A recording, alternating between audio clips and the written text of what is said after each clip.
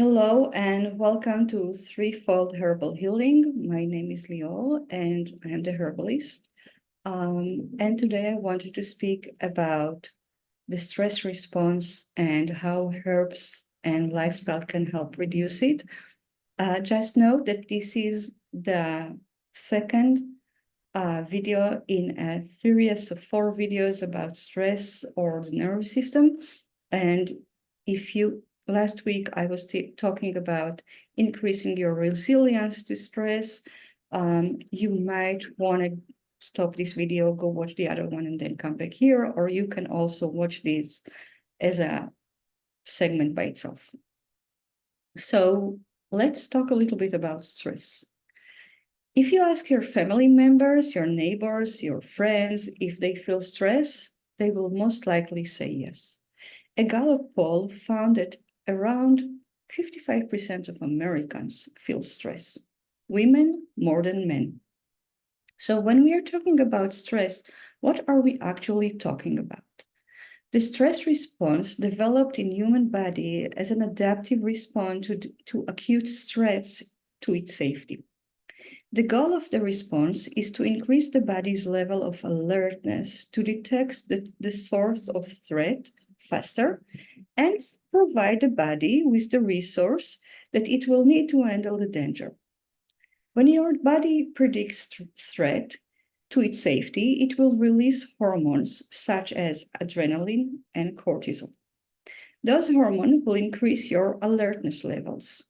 So it will look like dilating the pupils to allow you better vision, so you can better be aware to what's happening around you, to your environment and surrounding, so you can detect the source of dangers.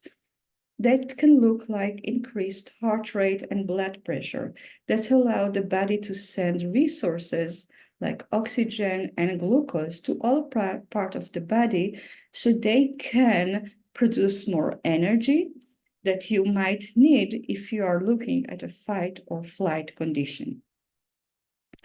The muscle contract and get ready for action. The muscle and the liver release glucose into the bloodstream to have fuel for a fight or flight response. And the blood carrying glucose and white blood cells, because the body is already anticipating some kind of injury, and oxygen is shuttled mainly to the brain and to the limbs, with the idea that that's the organs that you mostly need when you're fighting or fighting. So you're not going to sit now for a meal and need to digest. So the body takes the blood from the digestive system and shuttle it to the limbs, basically. It's really create priorities. So 2 important things to know about the stress response. First, to a certain degree, the stress response is normal. Cortisol, the hormone that initiates the stress response, is also the hormone that wakes you up in the morning and keeps you awake all day. Without a certain level of alertness, you would not be curious, you would not be motivated, you would not wake up in the morning, grow, learn, be engaged. Cortisol really initiates your engagement in the world. So it's not that cortisol is a bad hormone. And the second thing to know is there is only one stress response. Your mind doesn't know how to discriminate between physical threat to your body, such as being chased by the saber-toothed lion, to an emotional stress, such as fighting with your boss or your spouse, or a reaction to watching the news or a Hitchcock movie on the TV, or for that matter, it doesn't, for the body, being on a roller coaster in an amusement park is the same. It's the same adrenaline, it's the same cortisol. The brain will react similarly by releasing those stress hormones, and they will lead to all those physiological changes that I just talked about. The stress response was essential to the survival of our ancestors when they lived in the wilderness. For most our development as human, the stress had a function as an acute reaction to immediate predators targeting them. But as soon as the threat was neutralized, the body returned to its more relaxed mode. So they experienced acute stress. So although we are out of the woods regarding predators, at least the animal type, modern life is very stressful. The problem is that modern stress is not acute and short-living stress, but rather becomes chronic state that compromise the well-being of the body. So why is it really that chronic stress is not good for you? The same physiological changes that occur in the body in response to stress and can be life-saving in acute stress can compromise your well-being when they become chronic. High level of awareness will help you be more aware of your surrounding when you might be in danger. But if they keep you up at night, they lead to brain inflammation, immune and endocrine dysregulation. High heart rate and blood pressure might be beneficial when facing an attack, but when chronic, they can lead to heart disease and anxiety. Increased blood pressure might be essential for fueling the body if it's need to fight or escape. But if you're living sedentary lifestyle with high stress levels, but no fight or flight in the horizon, then your chronic high glucose level put you at risk for insulin resistance and type 2 diabetes. When you prioritize blood flow to the brain and limbs, anticipating a fight or flight, you reduce blood flow to the digestive system. Chronic stress means fewer resources for digesting chronically, less digestive enzymes, and less absorption. Overall, stress can lead to nutrient deficiencies. For your body, it might look like famine, which will further increase stress level, creating a vicious cycle. Reducing stress is essential for supporting the body's need to rest, replenish, grow, and heal. So let's talk a little bit about herbal nervines that can help you reduce stress. A type of herbs that help the body reduce stress are herbal nervine relaxant. Those herbs have affinity to the nervous system and they help calm down the nervous system. In small doses, they reduce stress and help you chill. In larger doses, they can become sedative or can be used to relieve pain. Some nervines relaxant are antispasmodic, so they reduce muscle spasm. When nerves are overstimulated, the muscles around them tend to contract. When the muscle relax, they allow the nerves to relax too. Some examples of herbal relaxant sedatives are lemon balm, motherwort, and valerian.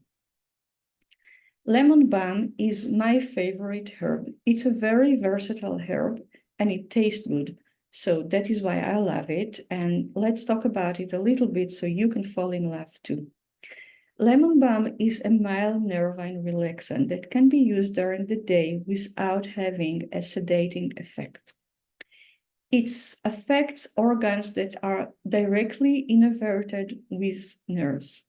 But because the nervous system really is spread all over the body, lemon balm will have an effect on many body parts, including the mind or the brain, the heart, and the digestive tract. Lemon balm is indicated for conditions where the stress response is up-regulated. Stress manifests for different people in different ways. So some people will experience stress as racing, scattered mind. thoughts that are in loop without being able to control that loops. For others, stress show up as heart palpitation. And yet for others, stress manifests in digestive pain, in stomach pain. Lemon balm is unique because it addresses all those manifestations of stress. In the mind, lemon balm enhances cognitive function. It helps improve mental clarity and focus for people whose minds are scattered. In the heart, lemon balm will reduce heart palpitation and anxiety and alleviate the cloud of depletion.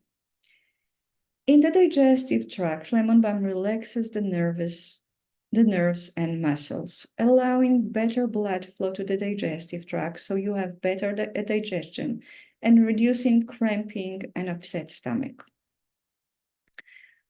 While some level of alertness keeps you alive and engaged, and it's good, too much stress increases the wear and tear on your body, increasing your risk of chronic disease and early aging. So here are some hacks for relaxing your nervous system. A nutrient-dense diet, adequate fluid intake and nutrient-dense diet are essential for keeping your body relaxed.